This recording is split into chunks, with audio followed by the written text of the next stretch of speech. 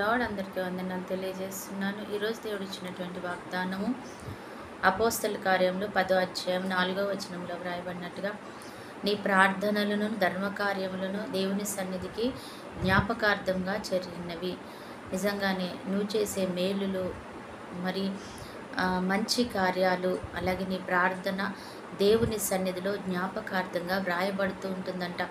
అది జ్ఞాపకంగా అక్కడ ముద్ర వేయబడుతూ ఉంటుందంట.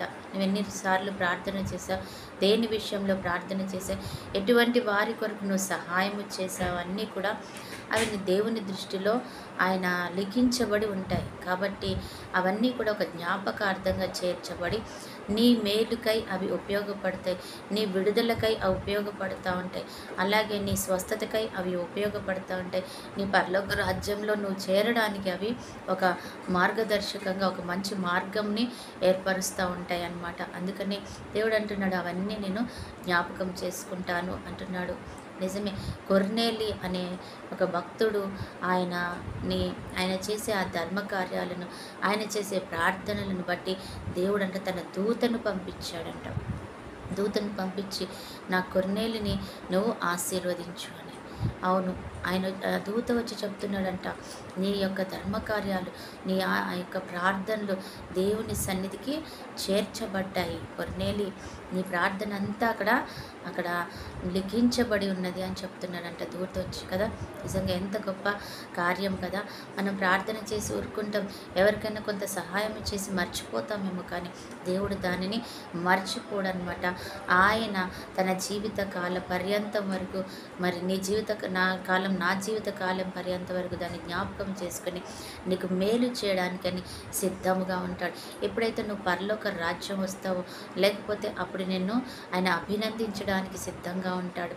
లేదా ఈ లోకంలో నీకు ఏదైనా శ్రమ వచ్చినప్పుడు ఆ దానిని బట్టి ఆధారం చేసుకొని, నా కుమారుడు చేసిన మంచి కార్యాలు బట్టి నేను ఆయనని కనికరిస్తాను, ఆయనని క్షమిస్తాను, ఆయనని తప్పిస్తాను, ఆ కుమారుడిని నేను ఆ విషయంలో నేను సమాధానపరుస్తానని దేవుడు కార్యం చూపిస్తూ ఉంటాడంట.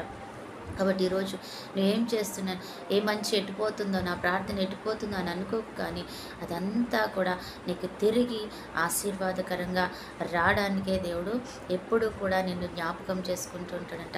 అది ఎక్కడికి పోదు. ప్రార్థన ఆలస్యం అవుతుందేమో, కానీ అద్భుత రీతిగా నిన్ను మళ్ళీ అది చేరడానికి వస్తుందన్నమాట.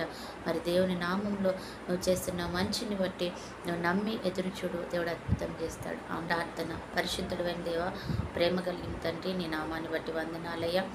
నువ్వు మాట్లాడుతున్న మాటను బట్టి కూడా కృతజ్ఞతలు చెల్లిస్తున్నాను. మాట్లాడావు ప్రభా, నీ యాచనలు ధర్మకార్యాలు మాకెంతగానో ప్రభు మేలు చేస్తాయని చెప్తున్నావు తండ్రి. ప్రవేశ అవి జ్ఞాపకార్థంలో వ్రాయబడి ఉంటాయని చెప్తున్నావు తండ్రి.